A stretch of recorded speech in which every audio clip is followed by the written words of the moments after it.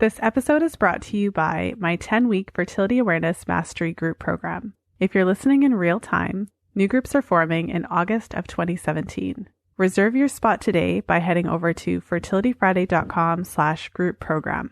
That's fertilityfriday.com/group program. This is the Fertility Friday podcast, episode number 150.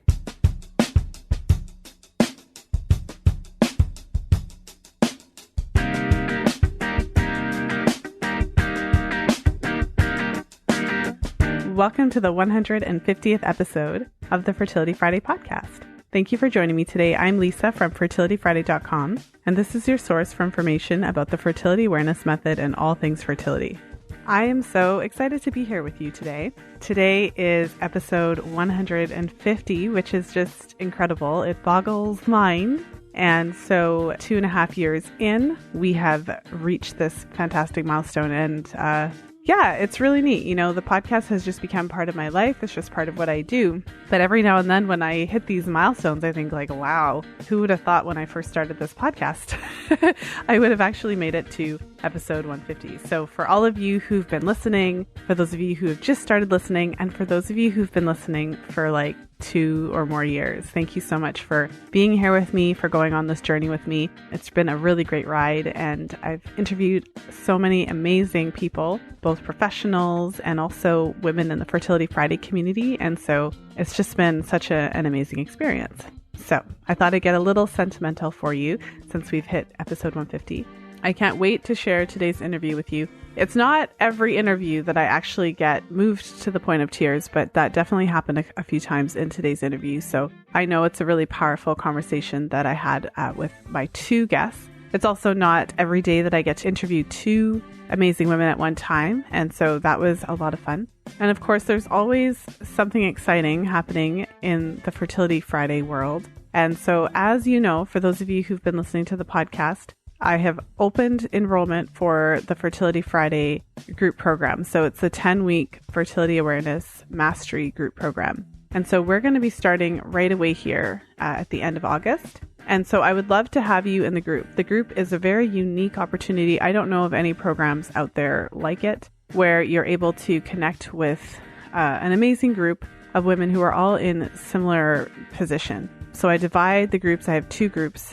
One group for women who are trying to avoid pregnancy, whether they're trying to avoid it just kind of in general, or whether they just have a longer time horizon as to when they're trying to conceive. And then I have a group for women who are trying to conceive. And so trying to conceive or planning to conceive shortly and really wanting to focus on preconception care. And so, I mean, the group is really unique in that it has a charting focus. So we really delve into the charting aspect. You really leave the group being very confident and knowledgeable about charting. And what's great about the group as well is that women of all levels jump in and join and gain so much out of it. So whether you are a complete beginner and you've never charted your cycle at all, or whether you've been charting for several months or even a year or more, but you still have questions or still things that you're just not clear on, I have found that the women in my group at all levels really, really benefit from just the detailed instruction from a teacher in a specific method and having the opportunity to get completely clear on mucus and temperature and cervical position,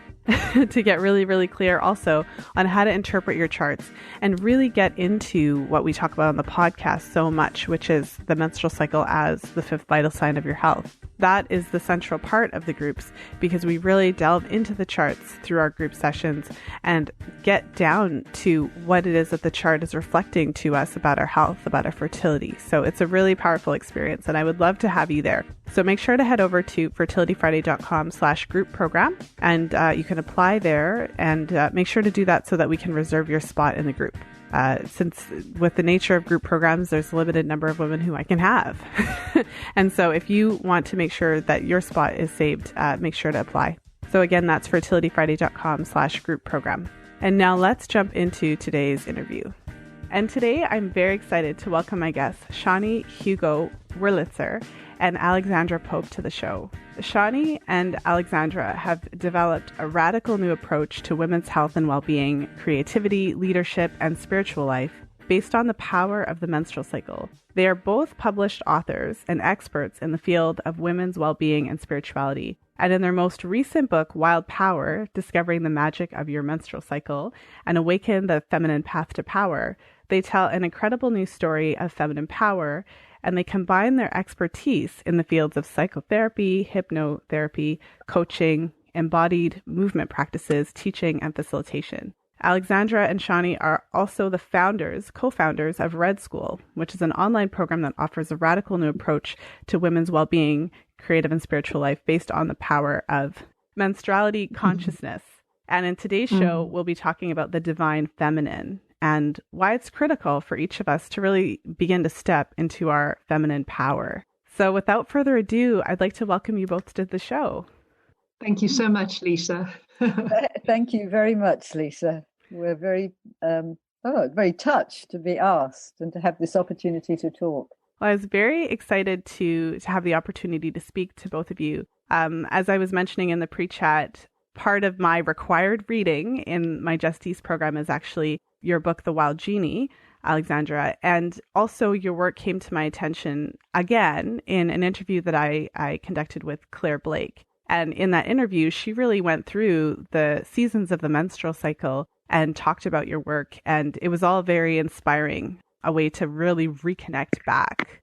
So before we jump into all of that, I would love to give each of you an opportunity to introduce yourself and really just share a little bit about your background and what brought you to this work. So maybe, Alexandra, you can go first, and then Sjanie, you can jump in afterwards. Oh, Lisa, that's a leading question. Yeah. I think maybe I was coded for this work right from the beginning. But of course, it doesn't show up as that, when you're young. But I think I was always tracking it in my spirit. But, well, in my 20s, I set out as a teacher. I was a teacher of English, actually. And but I was always very passionate about women understanding their bodies and taking charge. And I was a good second wave feminist. I still am. And this thing of women taking responsibility for who we are, for our bodies, and then, of course, for our contraception. So through my 20s, I always practiced fertility awareness and found that very empowering and was a little militant about it, too. I like to tell everyone that they should do it. I still am. But it was just before my 31st birthday, actually. I got this most unbelievable pain at menstruation. It was shattering, the pain, shattering. Out of nowhere. And then it came back month after month, this same pain, and it would last for up to 3 or 4 days. And I, by then, was only into natural therapies. Drugs and, surgery were just not a path I would think to choose. Of course, I took painkillers as emergency things to deal with it, but I just went on this great odyssey to heal my body.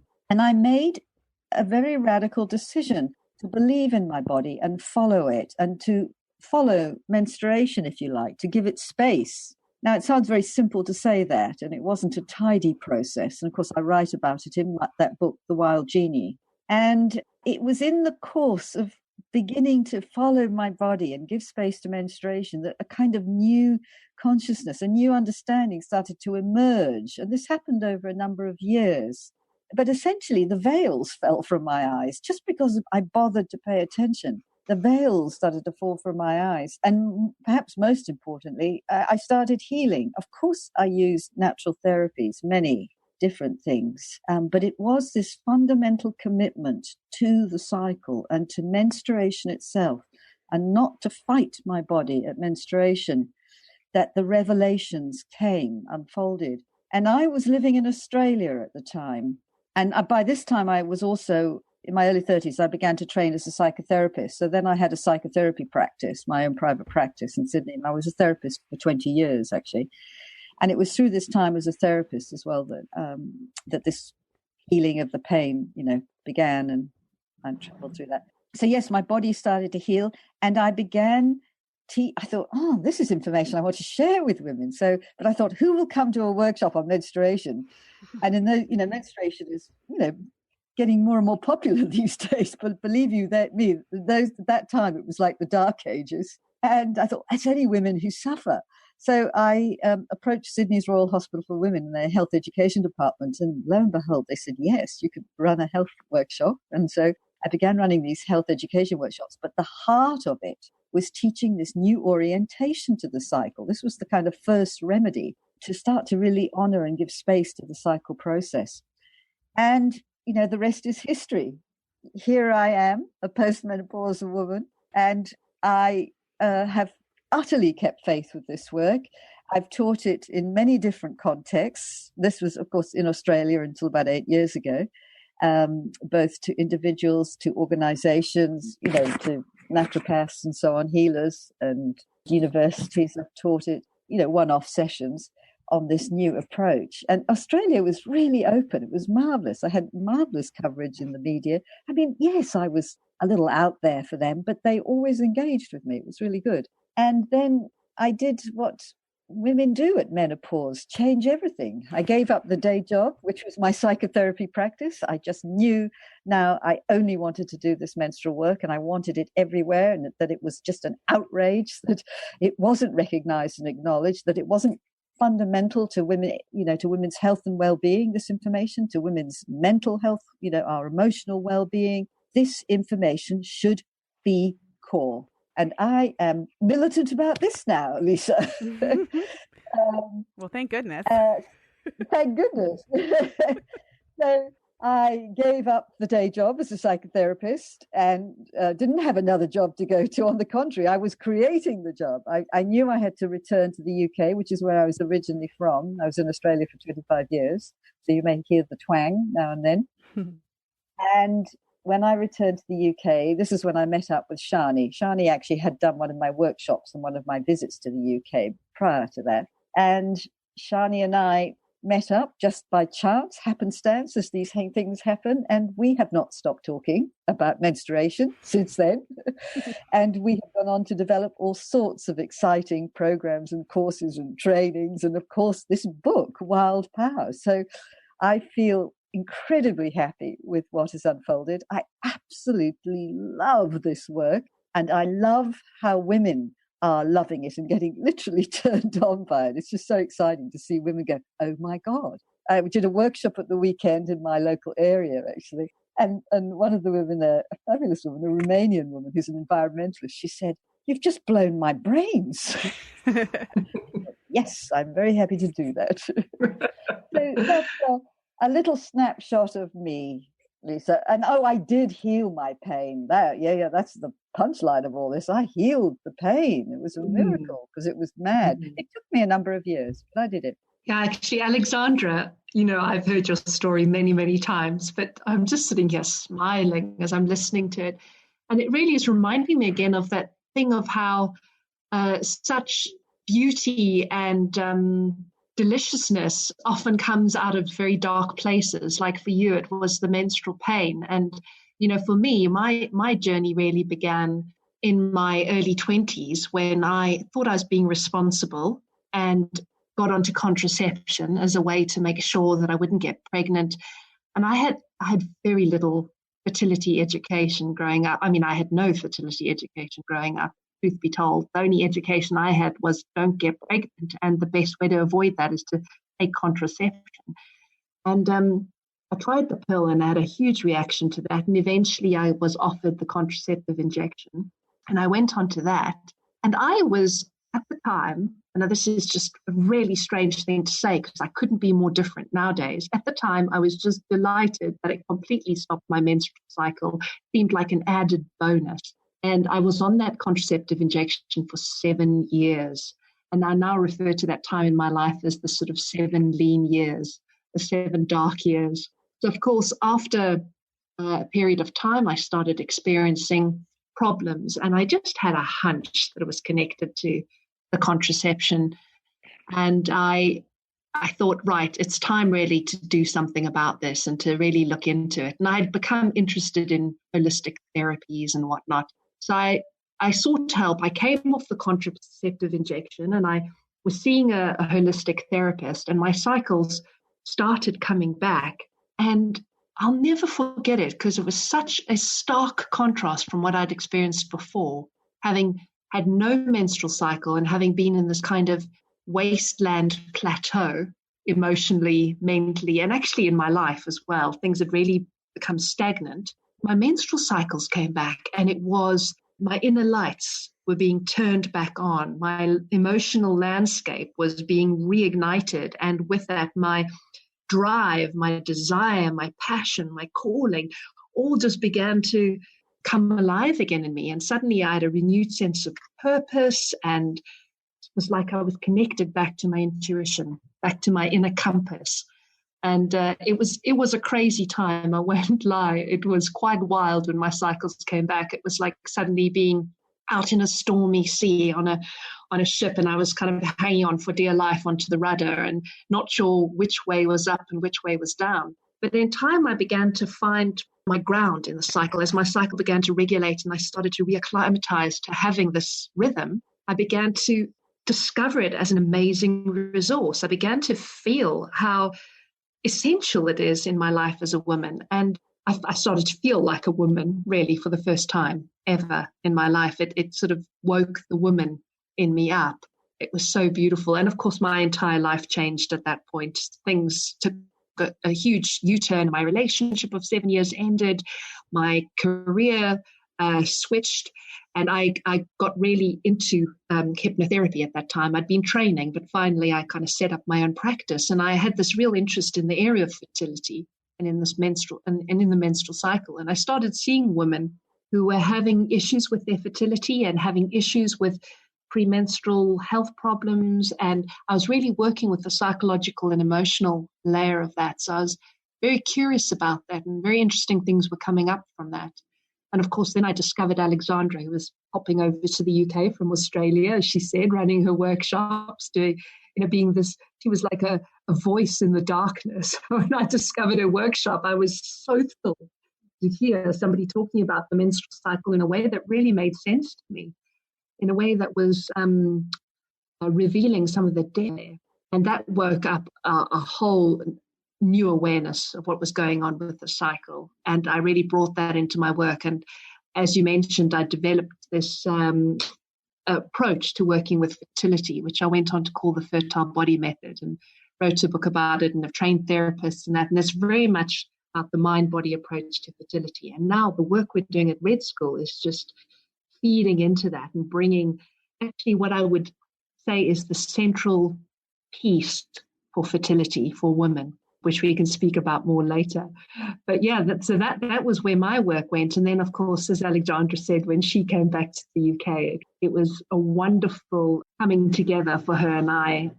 She had published a book called The Pill, and my book was coming out, The Fertile Body Method. And we ran a book launch together, and then, one thing led to another. And here we are having co-founded Red School, and we're now offering the most comprehensive training in menstruality and in women's leadership and spiritual life based on the power of the menstrual cycle. So another example of how beauty has come from struggle. Mm-hmm. Well, I want to thank you both so much for sharing your story. Sjanie, I just wanted to make a comment, because as you were talking about your experience, it really moved me. And I think part of the reason that it moved me is because recently I've conducted a number of interviews with women in my community, in the Fertility Friday community. And really what I was doing was wanting to share their experiences on hormonal contraceptives. And some of the words that you use, granted you're a writer, so of course you have a beautiful way of describing things. And so do you, Alexandra. But some of the words that you used when you described the period of time when you were on hormonal contraceptives, the dark years, I've heard a number of women refer to that time as that dark period. So it's interesting because it struck me because I've heard it before. And other words that stood out: wasteland, plateau, stagnant. And so I feel like that really is getting at the whole reason why the two of you are doing this, the whole reason why I'm doing what I'm doing. But typically I talk about the menstrual cycle from more of that health perspective, kind of that science brain. I do bring in the spiritual, the emotional aspects, but that is really where I want to kind of hang out today. The book is called Wild Power. And essentially you described kind of coming back into your menstrual cycles as at first this kind of crazy ride that eventually stabilized a little bit. But that's where I want to start. I really want to get a sense of, what is this wild power, the divine feminine power that we're basically being prevented from experiencing? What is it that we need to, that you're encouraging women to tap back into through your work? Alexandra, why don't you start with that one? Okay, Sjanie, I will start to feel my way in. I feel sort of a shiver go through me. Oh, wow. Yeah, it's almost like I have to articulate it afresh every time when I'm asked that question. So what is it that women are tapping into? And we've given this term wild power to it. And let me feel into it now and find fresh words and the same words again.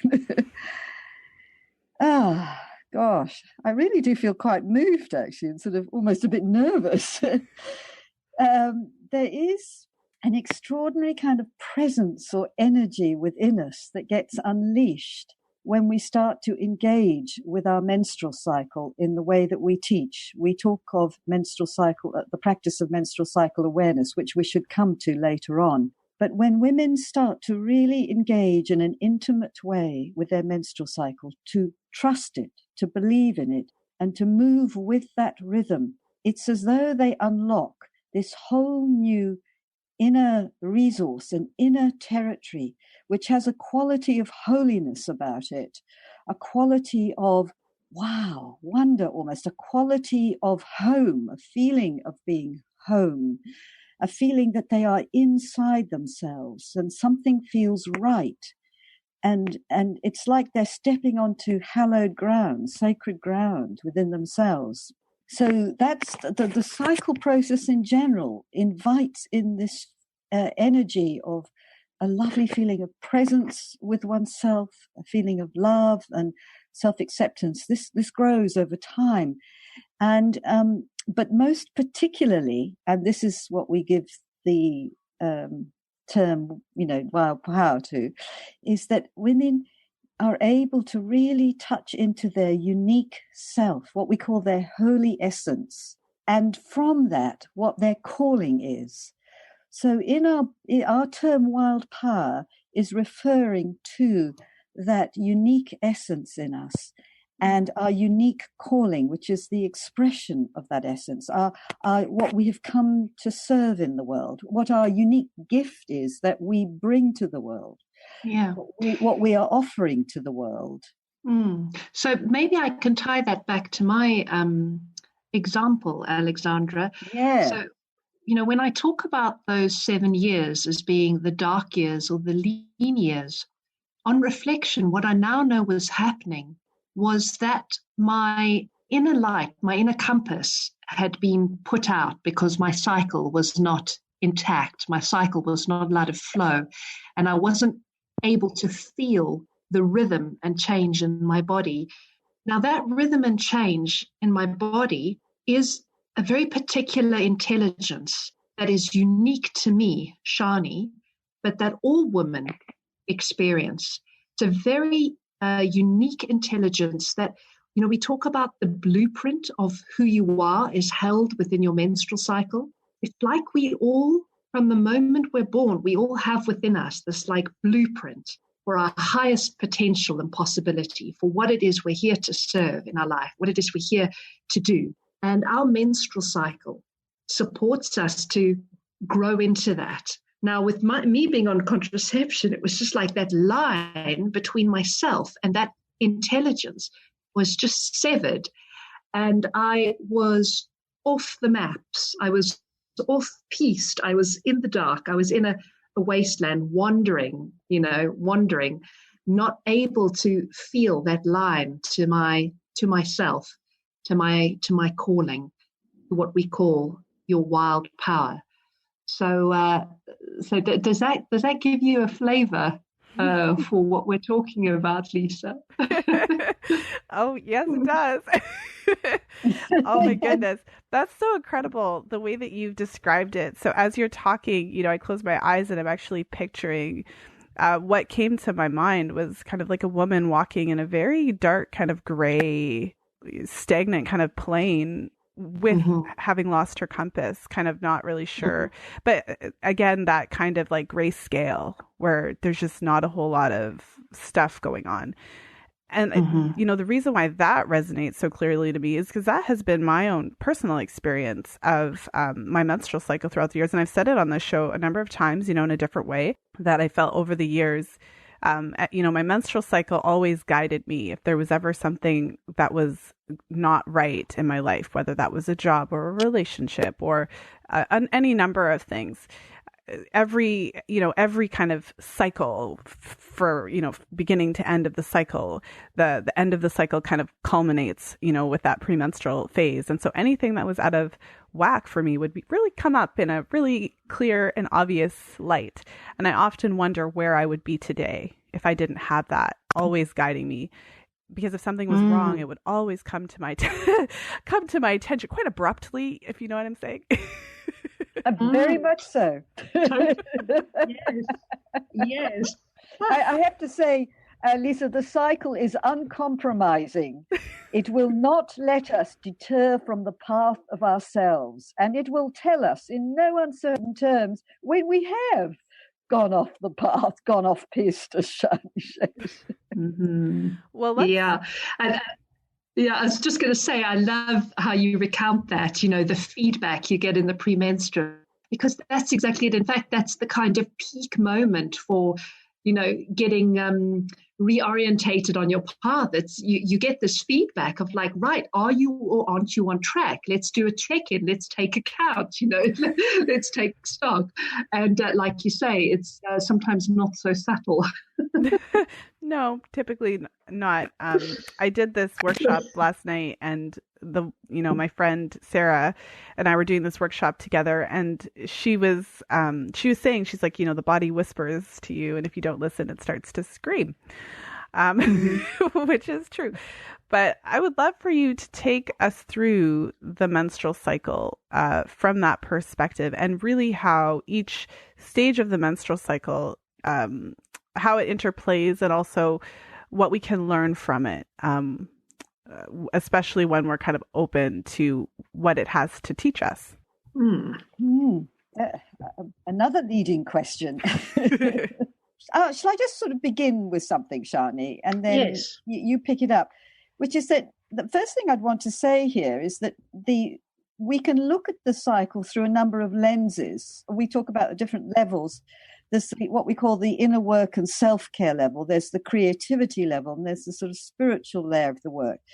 And actually, all the action really happens on that all the action happens on all the layers, actually, but it's our capacity for being present to ourselves and pacing ourselves and taking care of ourselves that's key to everything, to unlocking all the inner powers or inner resources of the cycle. And Sjanie, I'm wondering whether we shouldn't just sort of talk through that basic initiatory process of those different tasks of each phase of the cycle, and how important they are in our developmental journey of getting to know and hold ourselves. Yeah, that is one way to talk about it. And but Lisa, maybe you could give us some guidance, because there's lots of directions we could go with this. Given that your podcast is about fertility, I'm actually wondering if focusing on the wellness layer of the cycle might be of more interest to your listeners, or do you want to hear about the initiatory process, the developmental process through the cycle?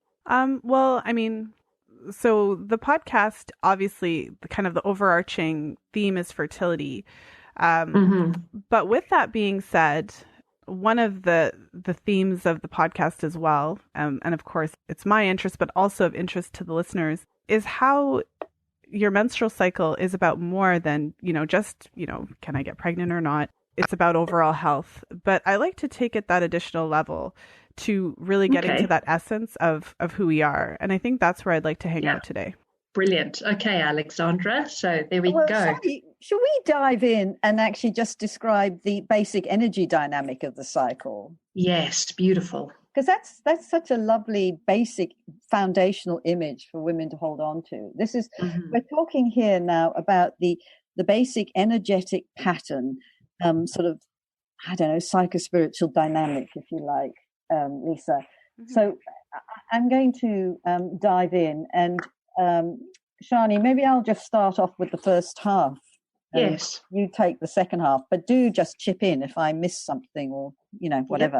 Yep. So the cycle has these two poles to it: ovulation and menstruation. And of course, something happens in each of those poles. Of course, at menstruation, we bleed.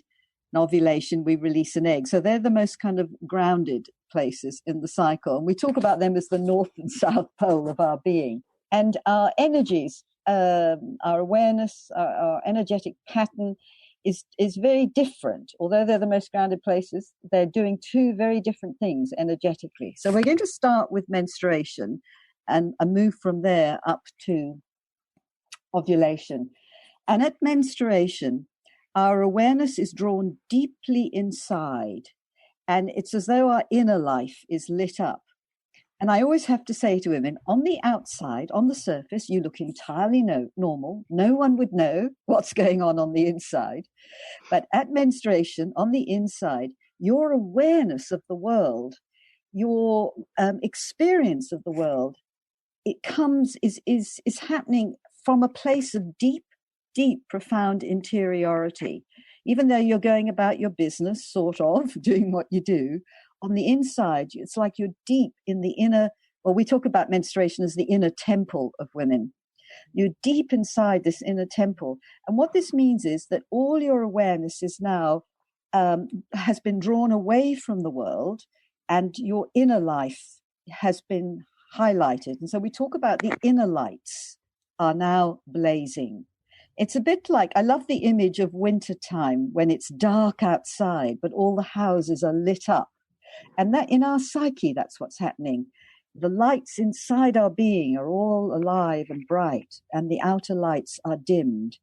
And not only is our inner life now all lit up, but it allows us access to a spiritual dimension. It's as though the spiritual world has lit up as well.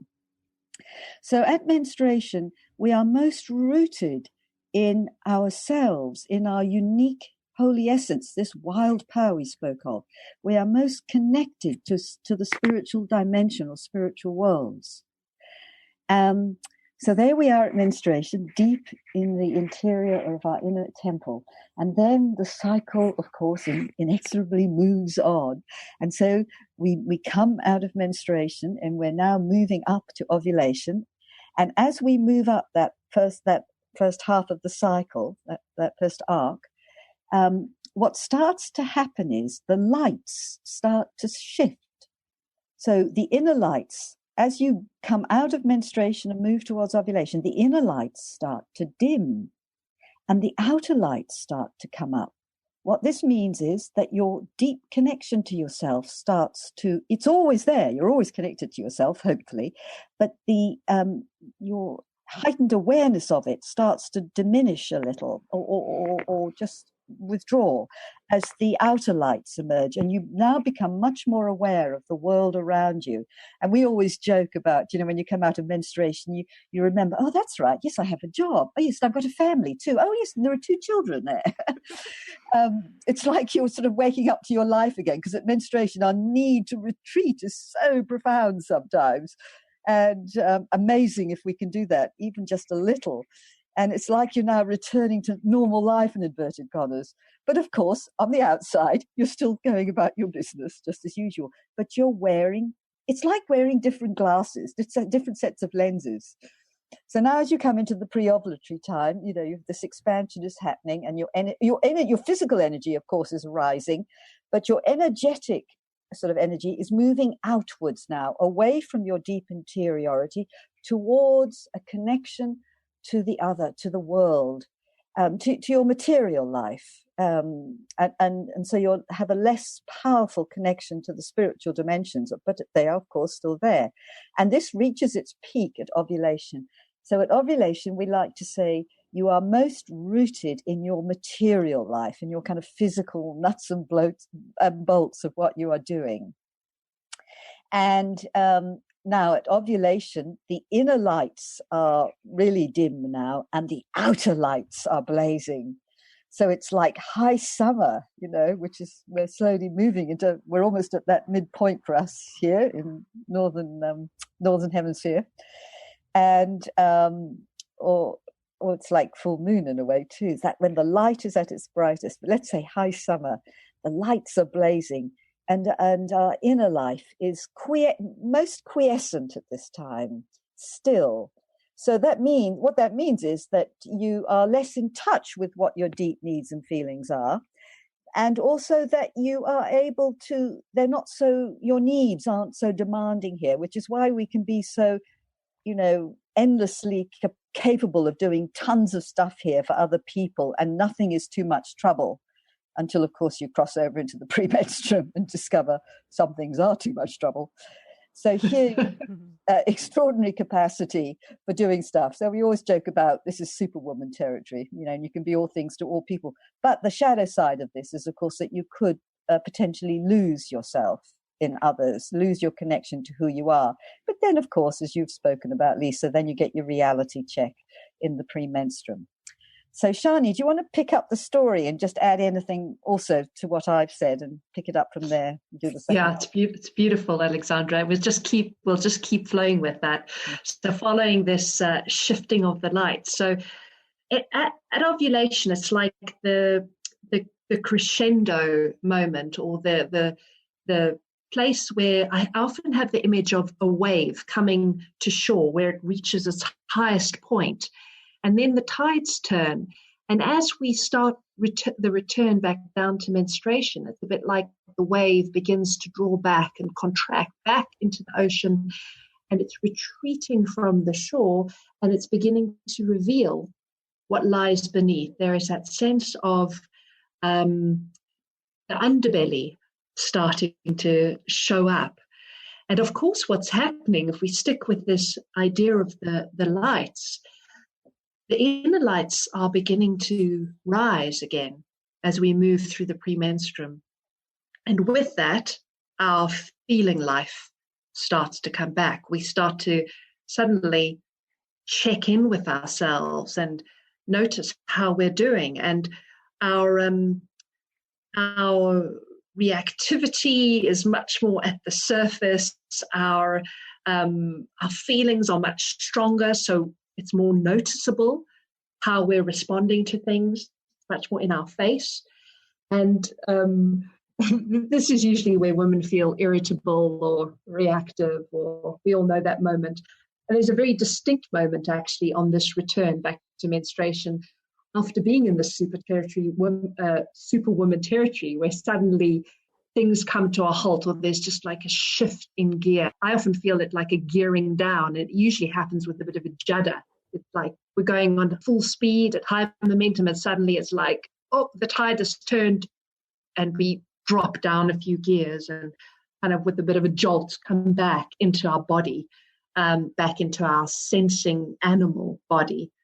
That's what's happening when these inner lights are returning. Our instincts are coming back. Our feeling life is returning. It's an incredibly productive time in the sense that we're starting to feel what's it and what's not it. As you were saying, it's like a feedback moment. So as the current retreats and as we move way down, back down to menstruation, our energy levels are dropping as well. So we're starting to run out of puff. We're beginning to run out of steam. The outer lights are dimming, and our interest in the world around us is fading. Probably notice that moment in your cycle where you just don't care anymore about anybody else's stuff. There's just an absolute need to retreat from the world. And it's because your energy is being called really deep inside you. Inner life flooding in, and the inner lights are coming on, and the spiritual worlds are calling you to retreat deeper and tap into a deeper knowing, a deeper resource. And there is a moment. For some people it's a couple of hours, for some people it's a couple of days before menstruation begins, where the outer lights have gone completely dark.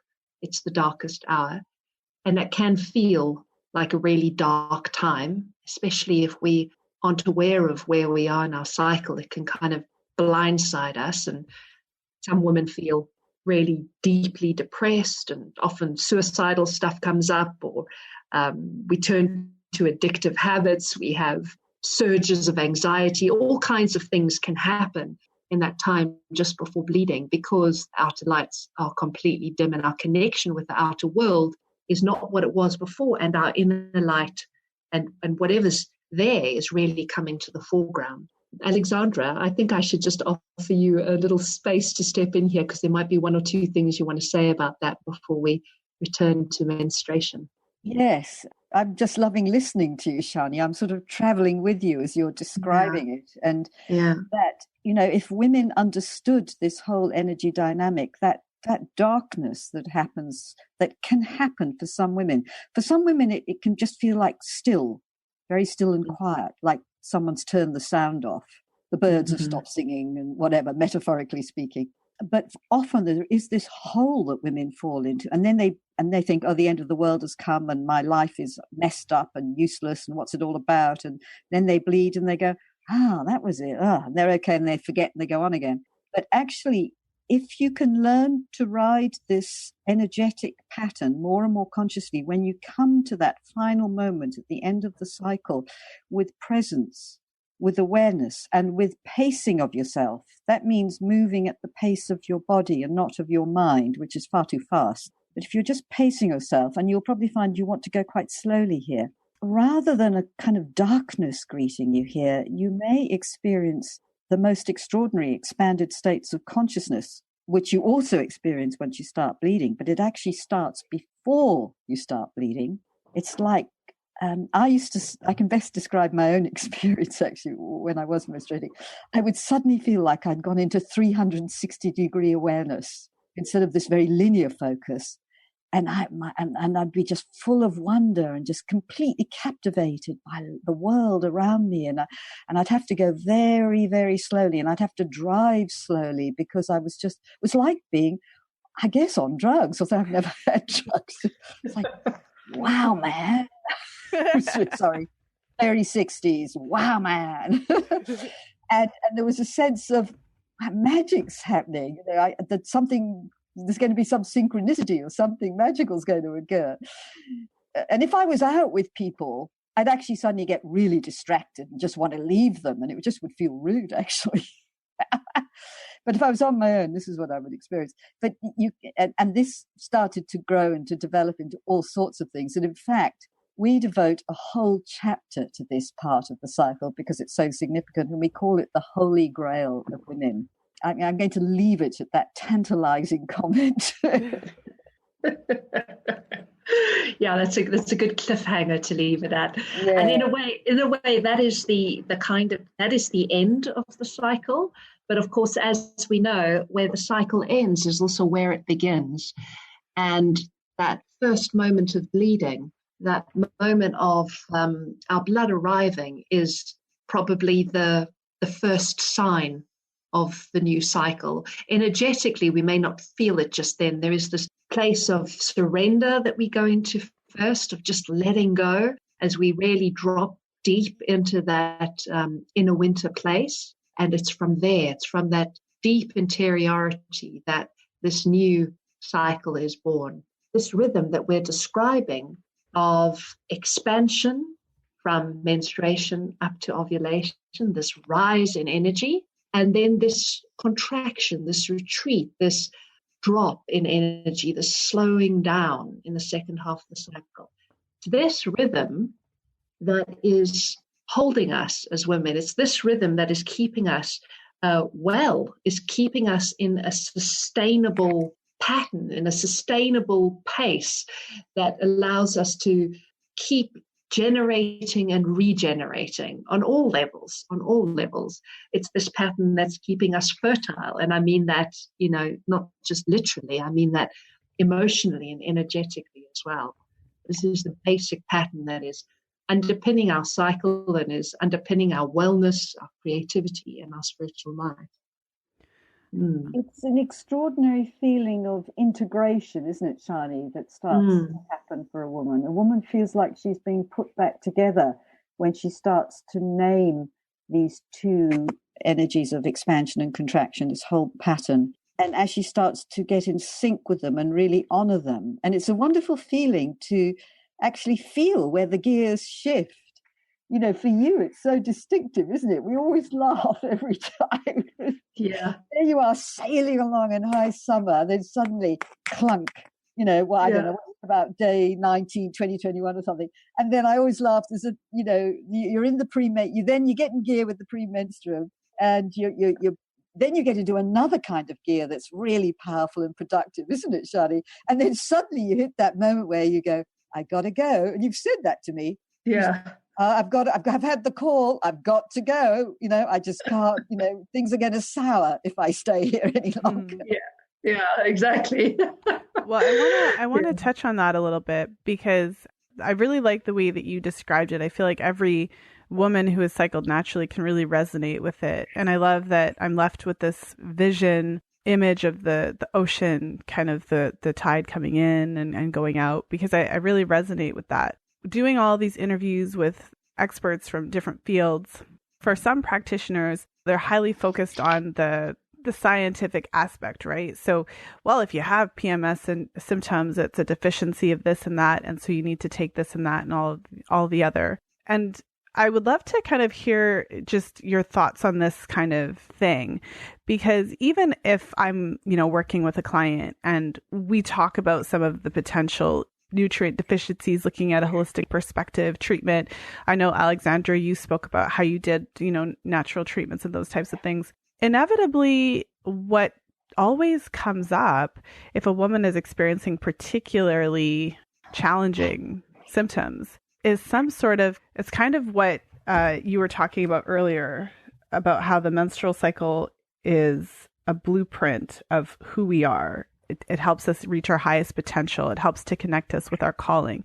Regardless of what's going on kind of nutritionally, there seems to be some sort of misalignment, some sort of desire that's not being, you know, you're not walking into what it is that you really want. So I'd love to just hear your thoughts on how those two things intersect, that kind of sciencey situation that this is our predominant culture. We're always talking about science, things we can measure, but then also that emotional aspect of really not, are we coming into who we are? Are we really acknowledging those kind of more deep needs, you know, are those not being addressed? I think the first thing I want to say is that the approach that we're bringing, and that more scientific perspective of, you know, nutrient deficient, take this supplement, this all works together. And if we're looking at someone who is suffering with, say, PMS or bad period pain, we regard this approach of ours of working with that basic energy pattern of the cycle as best you can within the demands of our society as the foundational remedy upon which all other remedies rest. One of the things that we have realized and write about in our book is that at some level, all women are fundamentally, all menstruating women are fundamentally stressed at some level, that they are not able to, that the menstrual cycle pattern is not acknowledged, that the power of the cycle is not acknowledged, and that this is skewing things for women. It's skewing their physical well-being, never mind their emotional well-being, it's messing with their physical health. And if we think of stress as the kind of one of the major themes behind all health illnesses, so you're always looking at, you know, what stress factors are going on here.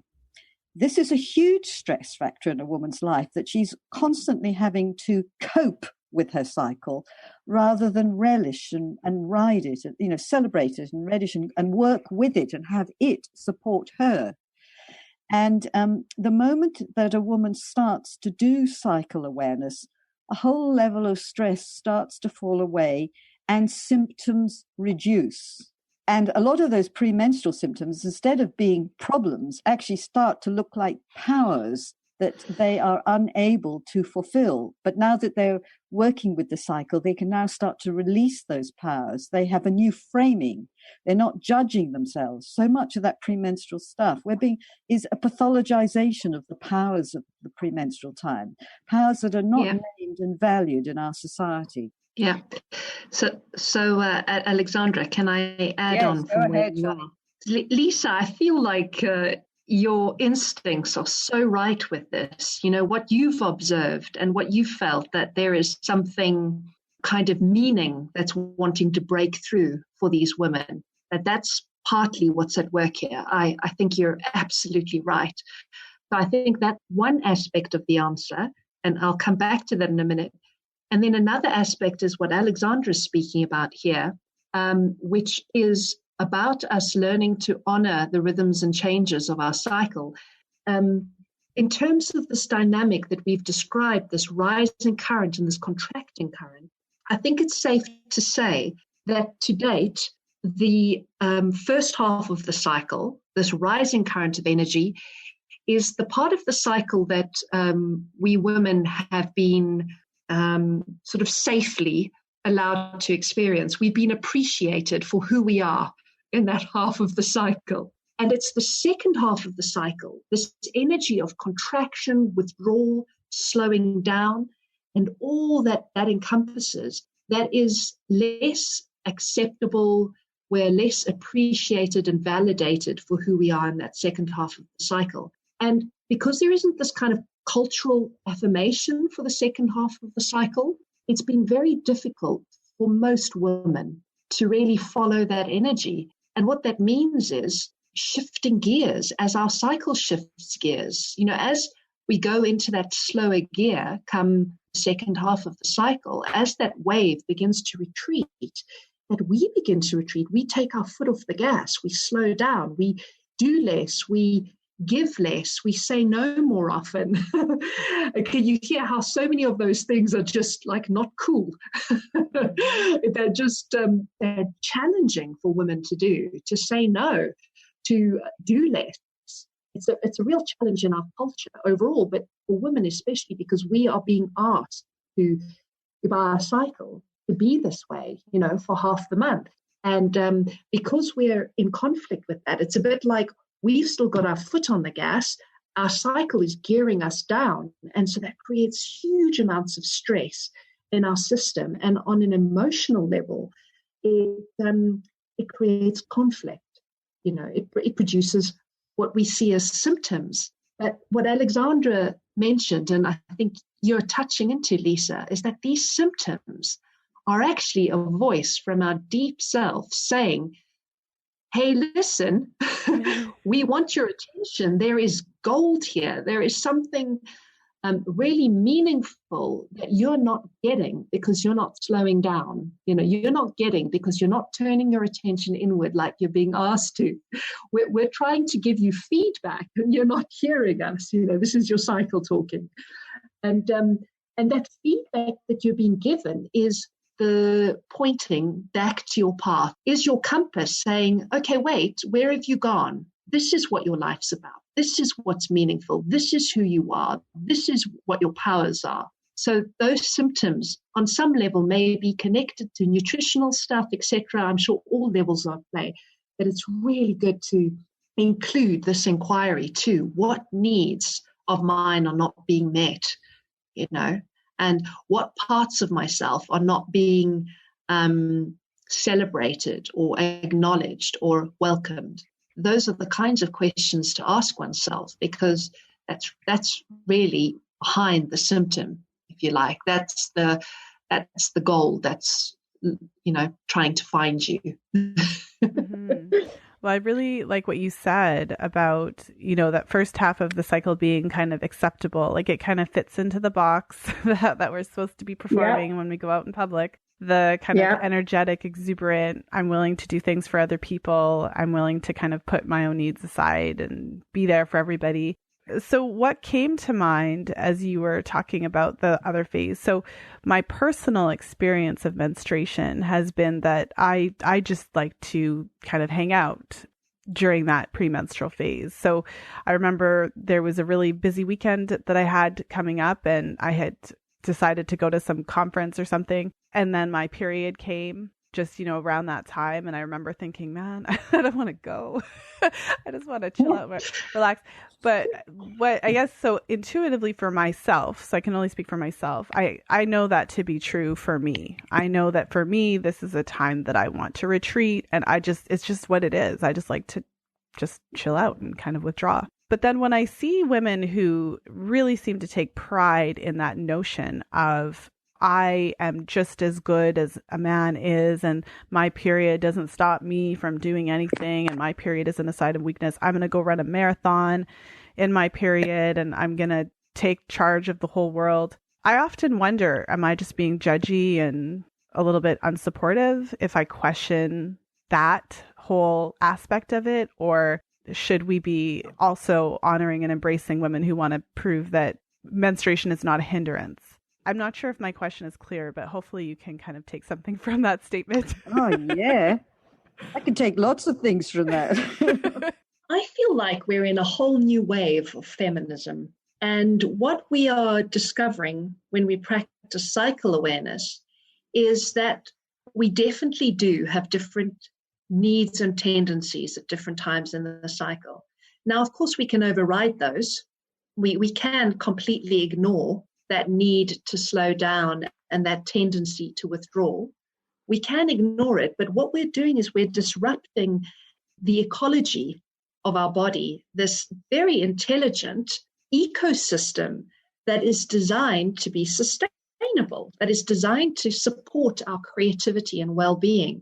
And we only need to look to nature to go, right, actually, yes, there does need to be a time for rest and a time for activity. You know, that's why we are awake during the day and we sleep at night. It's part of the natural order of things. And when we really come back to who we are as women and back to a recognition that our cycle is central to who we are as women, and we start to pay attention to this, you only need to do it to see and feel the benefits, to realize actually that this is something that really supports you. Now, I personally wouldn't try to convince anyone that they must do X, Y, or Z at any particular point in their cycle.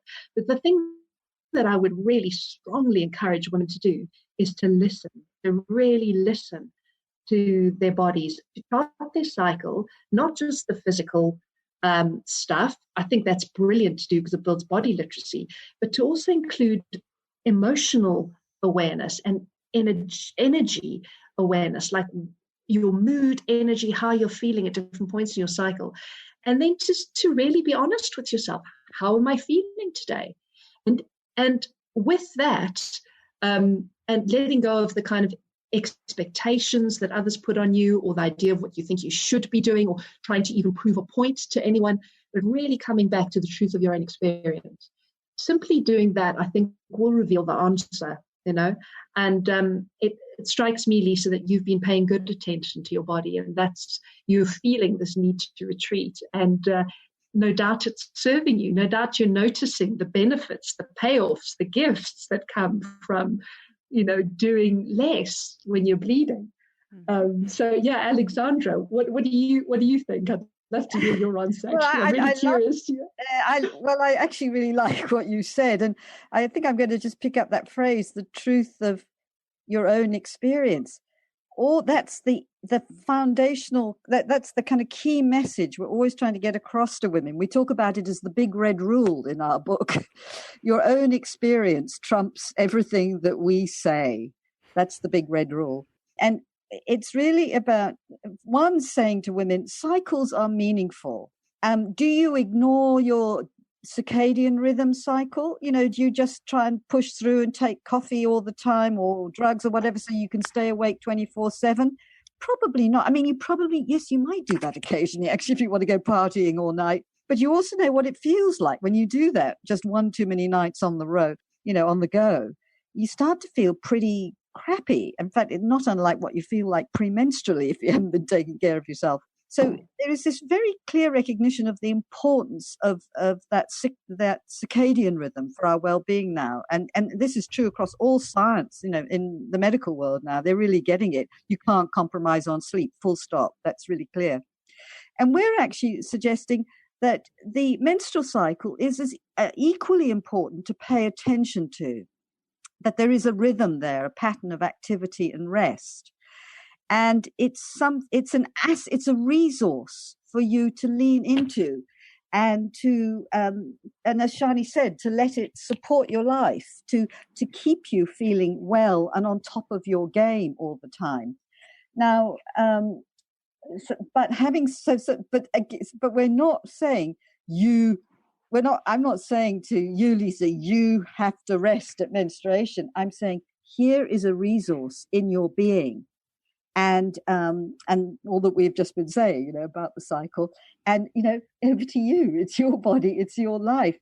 What a shame if you miss out on all the powers of the cycle, because the thing is, if you push through menstruate, if there is this, this need to stop, is not about, well, it is about doing nothing, actually. It is actually about doing nothing. And that doing nothing opens up this whole other sphere of ideas and inspiration and altered states of consciousness. And you lose out on all that. And we talk about menstruation as the ballast for the whole cycle.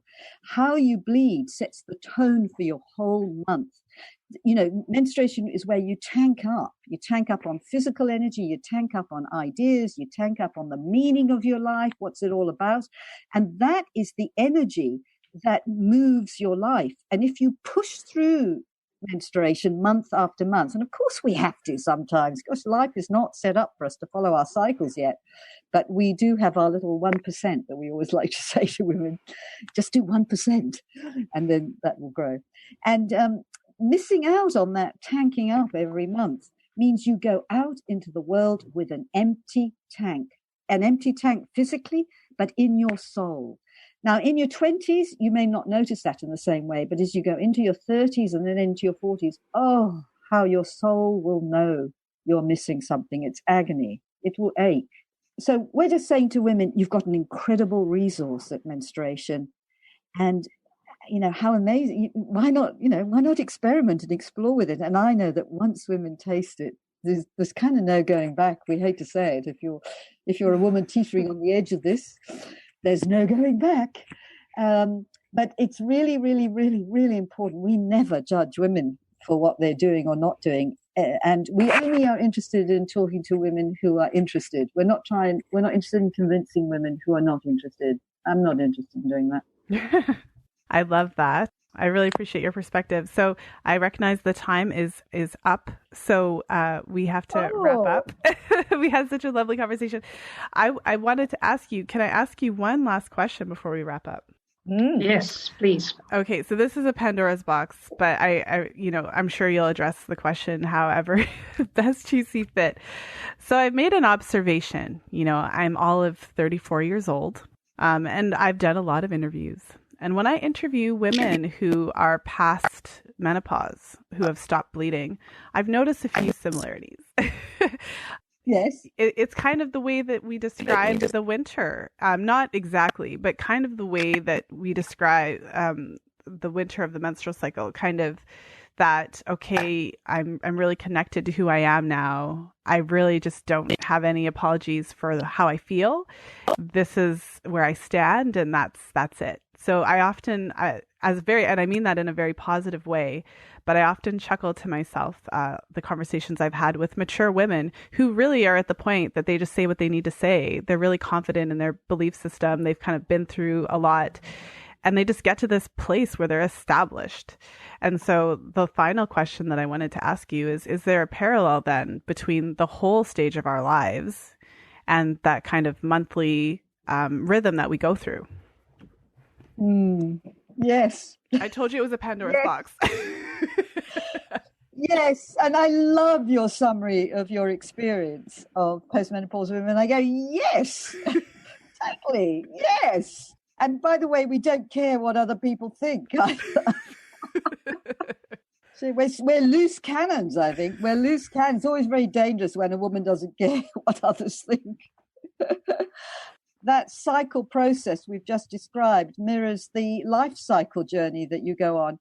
And, I've just experienced a kind of transition myself at 64. I can just feel myself feeling, we've just done a training together, Sjanie and I, the first residential of the training. And And I had this feeling of being slightly more distant. I'm right in there with women I work very intimately and deeply, but there's a part of me that is just, wow, I've suddenly got this greater global perspective, which is what happens in the second half of the cycle. You get into a more global perspective. It's less about me, it's more about us. And I can just feel that shift in me very distinctly at this particular moment in my postmenopause journey. Yeah, it's mirrored very strongly. Well, thank you for sharing that. I think from that perspective, our conversation, what I hope for our conversation is it kind of turns on its head all of the negative connotations that are just bombarded into us throughout our lives about menstruation. And instead really cultivating a relationship with our cycles and just really deepening into them and having a deeper understanding of how important it is to stop fighting it and just to kind of try to understand it, try to listen, try to pay attention. And in some ways, it actually takes away the fear of menopause for me. Not that I ever was afraid of it, but the way that it's discussed in our culture is very negative. But I see a lot of positive, just as an objective observer. Sorry, Lisa, I just to add that this women, we have the drama we have at menopause because women have not been working the cycle. But if you work your cycle month after month, you are prepared for menopause. Menopause feels meaningful. There's still a challenge in there because it's initiatory. You're on top of your self-care because you're in touch with yourself. You've been doing your inner work. You've been honing what you're about each month, and you're just much more aligned. And it is a much more coherent and meaningful and empowering experience if you work with your cycle in the way we're describing. I'm glad. It's great. I'm glad you brought that up at the end. It's very important. Thank you. Well, thank you for taking the extra time to go through that. I just want to thank you both so much for being here. It has been my absolute pleasure to have the opportunity to chat with you about these topics. And I'm really, really excited to share this episode with the audience because I know they're going to just love it. So thank you both so much for being here. You are very welcome, Lisa. I have to say, it's been a total joy. You are just a fantastic questioner. It's really lovely being on the receiving end of your questions. So thank you so much. Yes, I want to echo what Sjanie said. Thank you so much, Lisa. It's been a pleasure. Thank you for listening. If you enjoyed today's show, please share it with a friend. You'll find the show notes page for today's episode at fertilityfriday.com/150. I hope that you enjoyed my interview with Alexandra and Sjanie. It was just such a treat to be able to talk to them. After I stopped recording the interview and I was chatting with them, I told Sjanie that I actually had tears in my eyes as she was describing her experience when she was on hormonal birth control and transitioning off. And throughout the interview, I just kept getting chills. And I kept feeling this deep sense of resonance with what they were talking about. I've shared on the show a number of times my personal experience of menstruation and how I really feel like it informs my life. And I don't have any doubt that if I wasn't experiencing my regular menstruation, I don't think that I would be doing this. I don't think I would have a podcast and really be following my calling and sharing this information with women. And so as I was listening to Sjanie and Alexandra discuss the menstrual cycle and the different phases and how energy changes and also just that idea that the menstrual cycle is this guiding force, this compass that really guides us on our way. And if we're not experiencing a true menstruation, that we can go astray because we just are not following that deep inner wisdom. It was such a beautiful way to explain it. And it really put into words what I've truly felt throughout the years, that my menstrual cycle just guides me. So for those of you who, if this is the first episode that you're listening to, if you're new to the show, and if this is the first time you've heard this type of a concept, I just want to welcome you into this. It's kind of like it's in a sense, it's like welcoming you into the red tent and really jumping in and discovering the divine feminine, that sacred space that really allows us to step into who we are as women, who we're meant to be.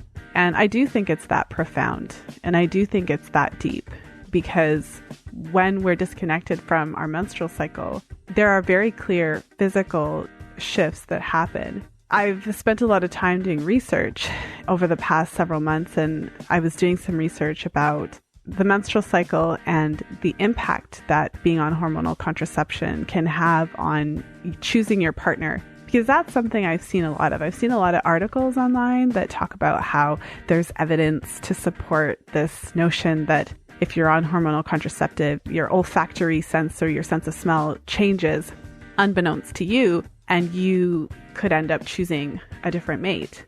And so when I jumped into the research, although I had an idea that it was there because I'd read all these articles, it was really shocking to see how much research there was and how many articles and research studies and papers and in peer-reviewed journals, scientific evidence. It was a little bit shocking to see how much evidence there was to support that. And so when your natural cycle is disrupted, there's scientific evidence to support that it disrupts your olfactory senses, and it actually causes you to be attracted to a partner regardless of gender.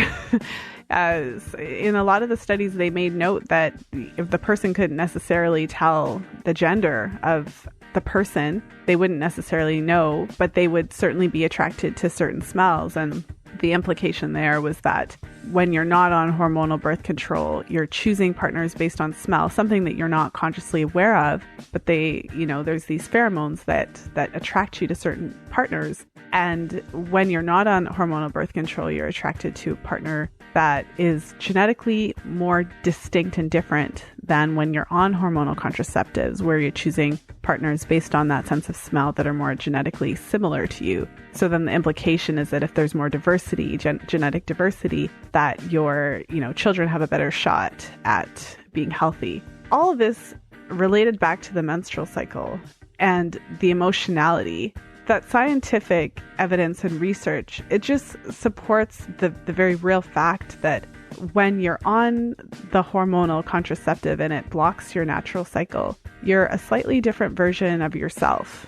And from speaking with women over the years, and even from some of the episodes that I've released, as you know, women generally recount their experience in very specific ways. I've heard women describe that they felt like there was a haze over them that was lifted off. How Sjanie described it as the dark period, and how both Alexandra and Sjanie talked about that light inside, and how when you are in your natural state without the hormones and you're experiencing your true menstrual cycles over and over again, that there's this light inside of you. And throughout the interviews, for those of you who've actually gone back in the back catalogs and listened to a lot of the episodes, then you know exactly what I'm talking about, because it's a very similar, almost eerie way that women consistently describe their experience of menstruation and how that shifts when their menstruation is suppressed on hormonal birth control. And so what I hope that you take out of this episode today is really that an invitation to connect with your cycles and to experience them in more of that objective observer place, where instead of really jumping to the conclusion that there's something wrong with you and there's something wrong with your cycles and, menstruation is bad, inconvenient, uncomfortable, all that kind of stuff, that you could really think of it as a message that your body is sending you. In a way, the worse your menstrual symptoms are, the stronger your body has been trying to communicate with you about something. And it's as I mentioned in the webinar that I did, as I was recorded the day that I recorded this interview, and Sarah Clark actually interviewed her on episode number 40. If you want to go back and check that out, she has a really powerful story herself about overcoming fertility challenges. But the way that she described it, she said, if there's something wrong, your body starts with a whisper. And, if you don't listen, it turns into a yell. So when you have really severe menstrual symptoms, it's not that your body's broken. It's just that your body's really trying to communicate with you and let you know that there's something off. Thank you again for listening to the show, for supporting the show. I really appreciate all of you. You are the reason why I keep podcasting. And for those of you who are wanting to connect with other women who are on their own journey with fertility awareness, I host a Facebook group for all the women who are part of the Fertility Friday community. And so to gain access, just head over to fertilityfriday.com/community and you'll be redirected to the group. Just a reminder again that the Fertility Awareness Mastery 10-week group is starting in a couple of weeks, and I'm really, really excited about it. These groups just have been amazing. I always say I attract the nicest women to me. I attract just the sweetest women. And so the women in the group have always been phenomenal, really motivating and really supportive of each other, which is just really nice to see. And it's so nice to be able to connect women who are in similar stages. So women who are trying to conceive, women who are avoiding pregnancy, women who are just learning fertility awareness, women who have charted for a bit, but they're just wanting to clarify a few things. One of the comments that I get most often from the women who participate in the group is how beneficial it has been for them to share in charts and to actually see other women's charts, but not just to see them, because we go through them in the group session. And it's fascinating to see how similar issues affect different women differently, how certain things show up in the chart, and just how many different aspects of life show up on the chart. It really is the fifth vital sign of your health. And when you start to see all these women's charts and you start to see how different things that happen in their daily lives impact their cycles, it's very powerful, and it really drives home the point of how central our menstrual cycle health is to our overall health. So I would love to have you in the group.